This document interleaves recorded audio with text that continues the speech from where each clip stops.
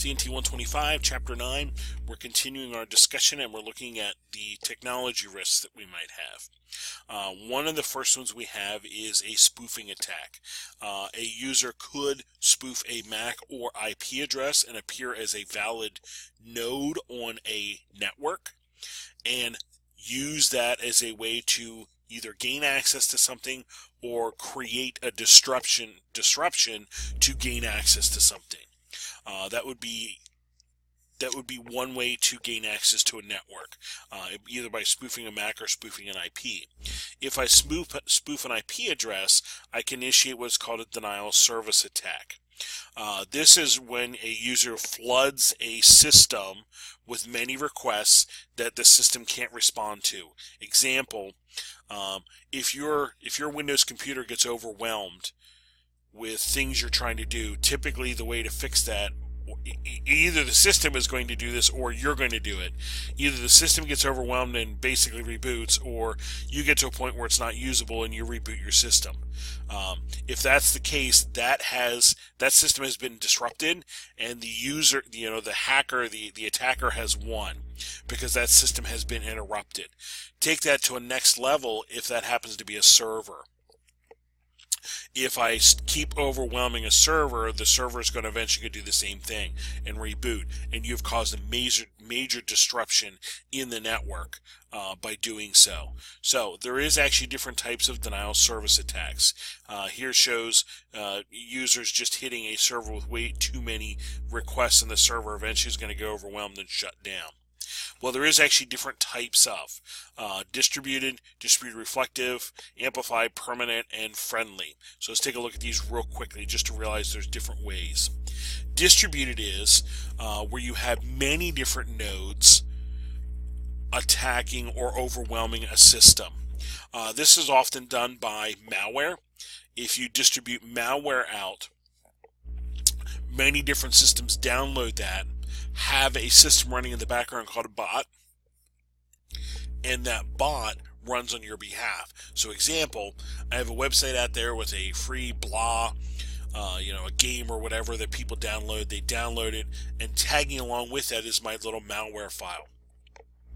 That installs in their system, runs in the background that they don't know it, and is sitting there waiting for a certain day or a certain time, and then all of these thousands of computers everywhere that have this little bot installed kick off on a certain day at a certain time and start sending requests to a server of a company I don't like.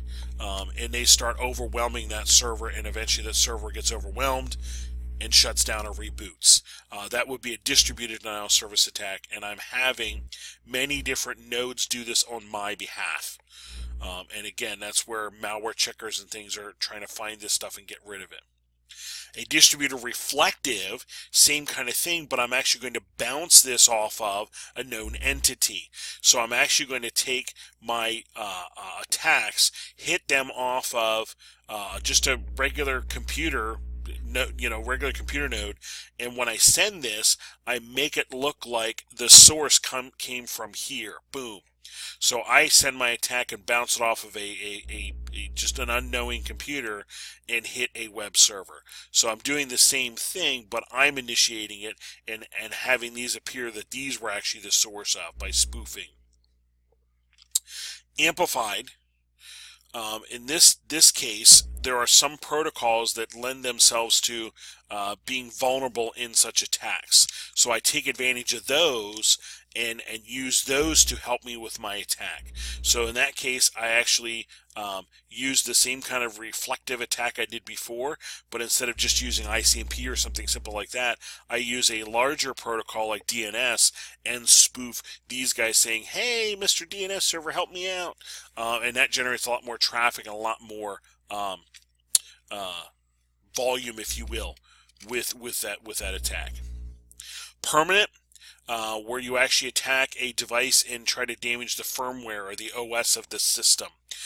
This is usually done on things like router switches, hardware devices like that. If I can cause damage to the operating system on said router or switch, that thing is usually no longer usable, and now that whole device is dead. That's called bricking a unit. A friendly DOS is one that's was not actually intended.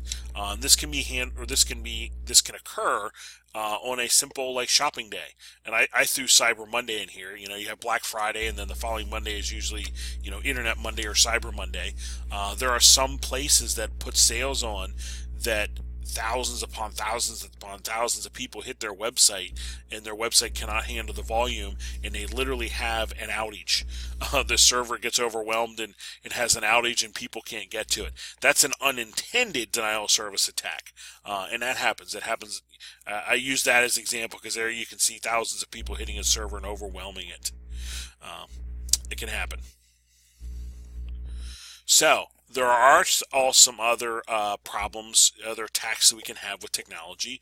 DNS spoofing or DNS poisoning. I alter the DNS records on a DNS server. So again, let's pick on hack, or I should say we'll pick on hack.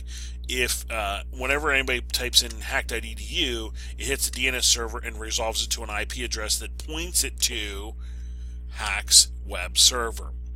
Well, if I now attack the DNS server and alter the DNS record that it points to a different IP address, people are no longer going to get to the hack homepage or hack web page.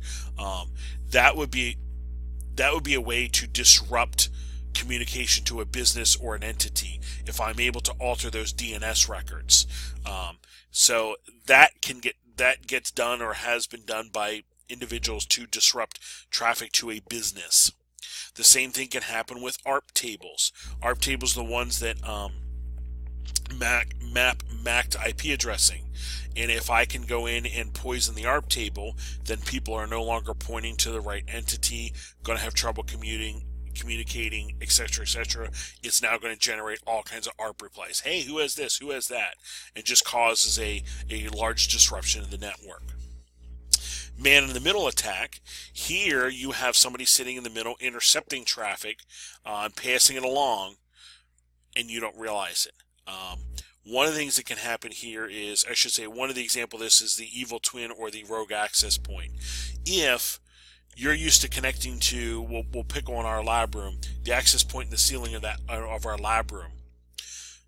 If I install an access point and make it look like that, the one that's in the lab room, if I install my own and make it look like that access point, you might unknowingly connect to it. So there's problem number one. You might unknowingly connect to mine instead of the legit one. Secondly, as your traffic is passing through my access point, I can be siphoning off information, Wiresharking and all kinds of other stuff. I can be siphoning off information and then eventually looking for passwords, usernames, that sort of thing. And they're a man-in-the-middle attack. It looks like legit traffic for you, but I'm using it as a way to siphon off information from you. That's a man-in-the-middle attack.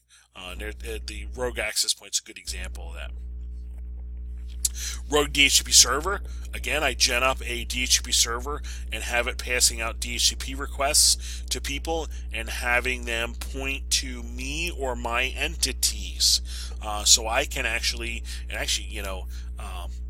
we have not yet, but we're going to soon configure DHCP on the routers. It's not all that hard, and I can actually gen up a Linux server to do DHCP for me relatively easy.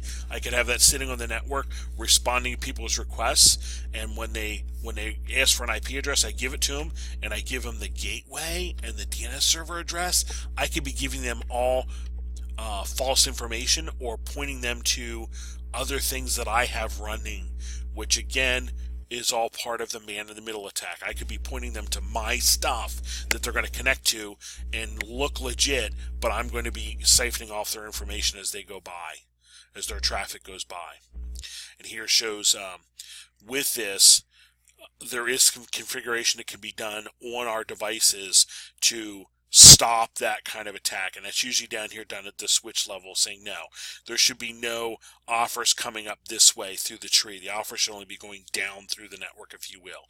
That can be configured into the switches to stop that. A deauthentication attack. If I'm able to hit an access point and cause the devices on there to deauthenticate, I have done Wi-Fi denial of service attack. So I can actually send some fake frames to the AP and cause the AP to like shake everybody off, and now they've been disrupted. And so that's a wireless denial of service. There are some insecure protocols out there. We know from going back to one of our first labs, we have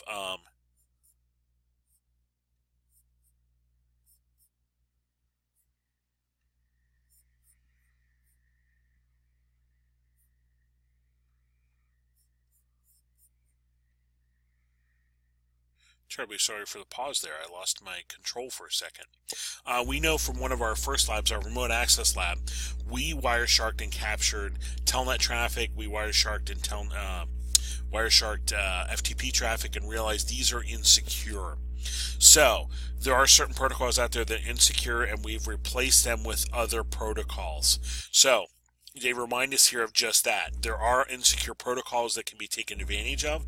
This would be something that should be engineered into your network and your filters and your firewalls and your access lists and that sort of thing to limit and or stop these insecure protocols. So using things like HTTPS, using things like SSH instead of Telnet, or PPP instead of SLIP, or SFTP instead of trivial file transfer protocol, and so forth. Using these more secure protocols, that limits the risks in your network. There's also backdoors that can happen.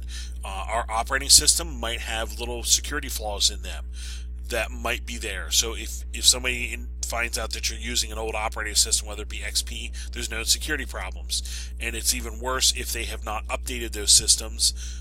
These security flaws can be taken advantage of. That's where regular updates are needed to be patching these holes in our operating systems to try to make them much more harden them more, to make them a lot more difficult to compromise. Alrighty, when we come back to the next one, we'll talk malware.